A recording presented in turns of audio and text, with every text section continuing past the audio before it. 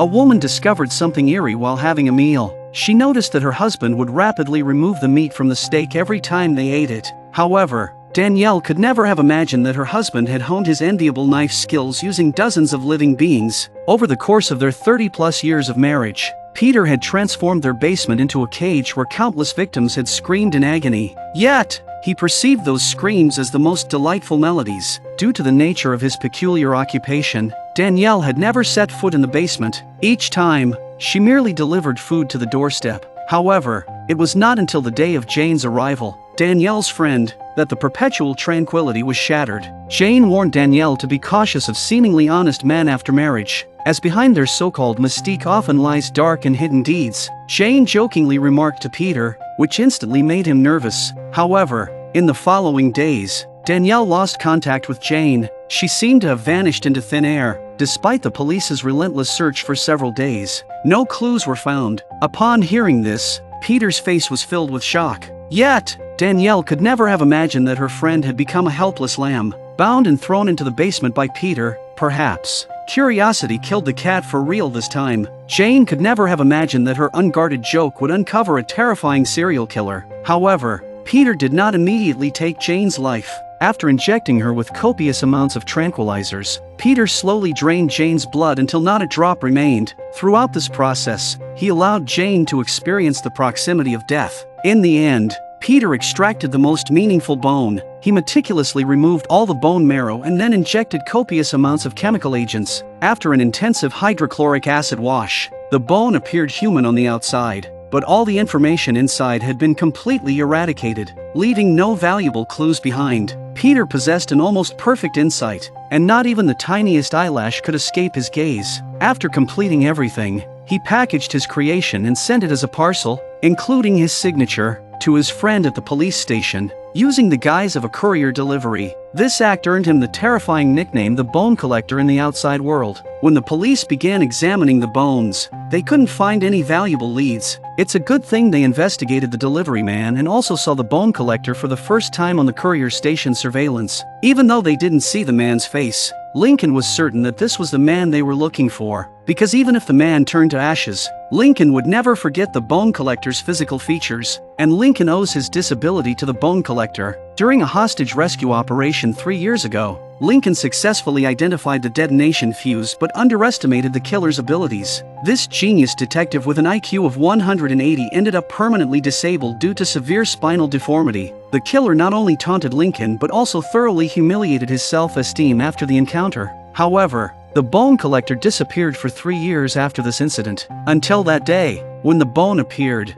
Lincoln knew that the Bone Collector had returned. Soon, they made a discovery through surveillance footage. Starting with the rare model of the phone the perpetrator used, the authorities quickly traced the signal source from that day. Although they couldn't determine the user's identity, by tracking the cell towers, they identified the killer's final destination. Lincoln understood that this was the signal the Bone Collector had given him. Now that the Bone Collector had returned to the city, it meant their ultimate confrontation was imminent. Peter had a present for Lincoln that day. He injected the man with tetrodotoxin to paralyze him while he was still conscious, and then poured a large amount of vodka into the man until he choked to death on the alcohol. Before he left, Peter took a picture of his work. When the police arrived at the scene, the victim had already ceased to breathe. However, Lincoln immediately recognized the deceased as his former university mentor, the only person who had given him a failing grade in a subject. This was clearly a mockery of Lincoln, who abstained from alcohol and was now paralyzed. The victim still held a book written by Lincoln,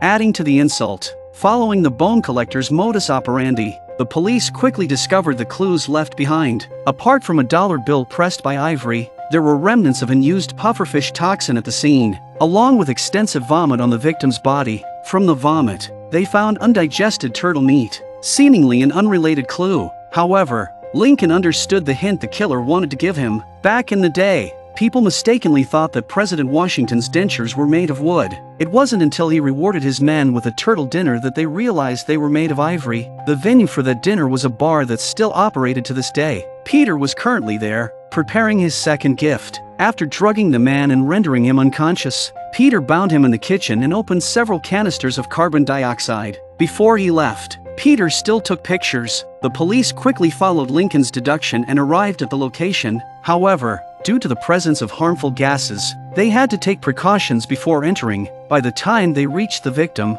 he had already stopped breathing, and his skin was severely burned due to the low gas levels. The victim still held a book written by Lincoln, although Lincoln didn't know the deceased this time. It was clearly the work of the bone collector. Besides finding an oyster knife on the ground, the female officer discovered a clue inside the man's mouth. Through forensic analysis, they found copper acetate in the victim's stomach, and the object found in the man's mouth was a northern red oak leaf. The oyster knife on the ground had no particular significance, but based on these three clues, Lincoln thought of a place. It used to be the largest oyster-producing area until several decades ago when it was demolished and transformed into a train station. The material used to make the roof was the dazzling copper-green color, and there were hundreds of red oak trees surrounding it. Soon, the police arrived at the location based on the clues. Indeed, they found a victim deep inside the train station. She was fastened to a chair with a steel lock around her neck. Underneath the woman's feet were all the victim's photos, but this time, it was different because the woman wasn't killed. However,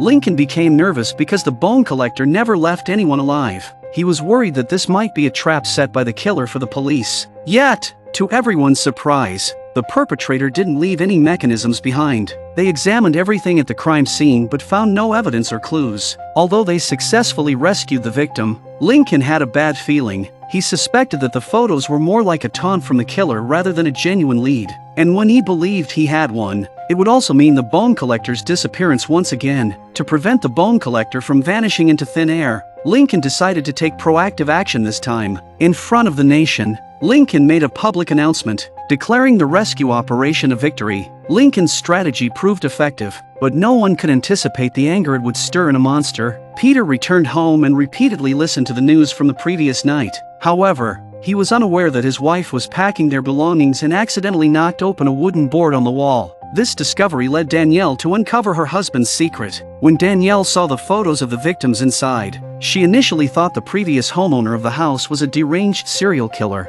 Anxious, she hurriedly called her husband. Peter also felt a sense of unease. As his wife had never been so flustered, he quickly finished dealing with the body at hand and rushed back home. The large hole in the wall appeared before him, leaving Peter in a panic. He didn't know how to explain it to his wife. But unexpectedly, Danielle never doubted him from the beginning. She believed it was something left behind by the previous homeowner. As Danielle continued speaking, she grew more frightened. She picked up the phone, intending to call the police, but her husband immediately stopped her. Peter said that if they revealed it, it would surely affect the property value. He suggested waiting until they found a new home before informing the police. Danielle thought Peter's reasoning made sense. However, in the next second, she was stunned. The woman in the photo is none other than her missing best friend. And that's when Danielle realized something was wrong. Peter didn't say much either. He gathered the scattered photos on the table and then firmly grasped his wife's hand. But Danielle, at this moment, was frozen in place, too terrified to resist. When she first saw the state of the basement, she felt utter despair. Thinking back on her husband's strange behavior, she finally understood everything.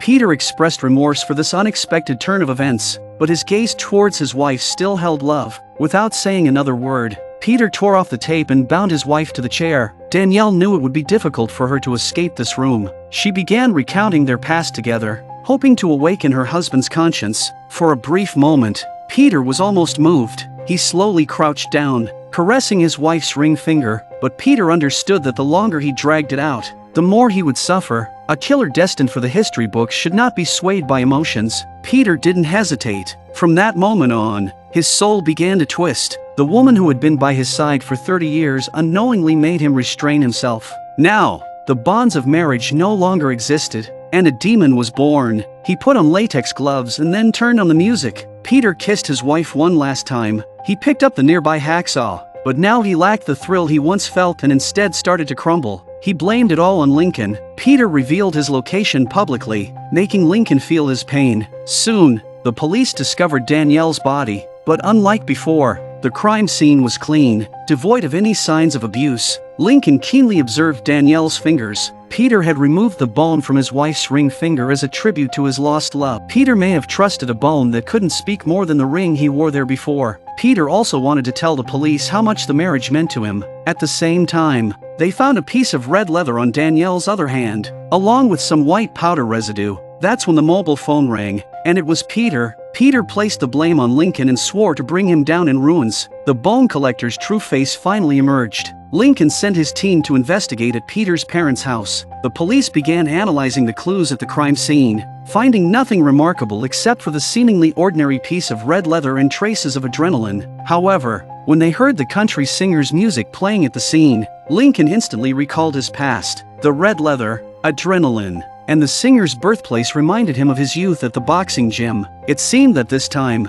the target was truly directed at himself. However, when the police arrived, they were dumbfounded by the scene before them. Unexpectedly, seated in the middle of the arena was Lincoln's superior, Agent Cutter, heavily wounded and bleeding profusely. But instead of taking her life, the perpetrator saw Agent Cutter as bait. He had set up gravity sensors on the platform, making it impossible for them to approach. Any slight disturbance would trigger a burst of scalding steam at temperatures that would render humans helpless. However, Agent Cutter's wound continued to bleed uncontrollably. Agent Cutter knew that if things continued this way, she would undoubtedly die. In order to avoid unnecessary casualties, Agent Cutter resolutely stood up, only to be instantly roasted by the steam. Witnessing Agent Cutter's death before him, Lincoln felt a sense of helplessness for the first time. To ensure the safety of Lincoln's family, the police decided to transfer them to a safe house. Little did they know that they were falling into Peter's trap, just as they had set off. Their colleagues reported an anomaly up ahead.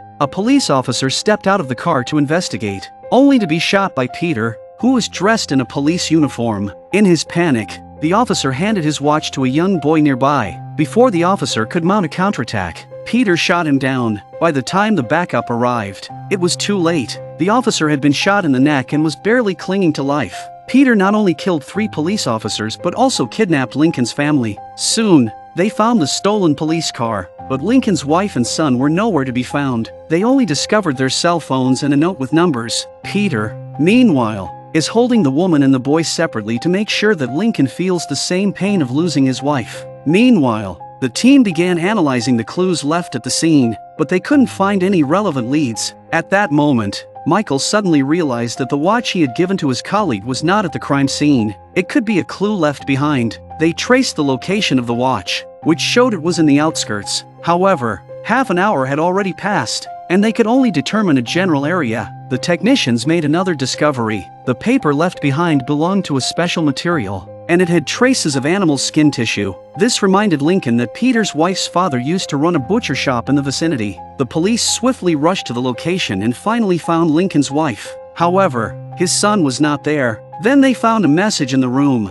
Lincoln knew where to find his son and asked him to come alone. Lincoln knew that the ultimate confrontation was about to unfold. In a place he never wanted to revisit, the place where he had first failed. Peter wanted to bring him back to where it all began. Despite knowing it was a trap, Lincoln knew he had to go, to have control over the situation inside. Lincoln took a policewoman's camera with him. As Lincoln arrived at the warehouse, the live footage was transmitted to his colleagues. Lincoln came to the place where he had his accident and finally met his son. The scene is exactly the same as it was years ago, but the difference is that now it's his son and he's no longer able to climb up. Peter demanded that Lincoln save his son within a specified time, or he would have to watch him being thrown to his death. He knew that the only way to truly defeat Lincoln was through his closest family members, but Peter didn't know that his own innermost defenses were the same. Lincoln began using Peter's wife as a breakthrough, successfully provoking him. Enraged, Peter came down from the upper level, brandishing a dagger towards Lincoln. Peter noticed the camera on Lincoln, and in anger, he yanked it off. Accidentally, he pricked himself with a pin attached to it. However, in the next second, Peter's body went limp, and he fell unconscious. It turned out that Lincoln's colleague had tampered with the camera when handing it to him. Thus, this sensational case finally came to an end.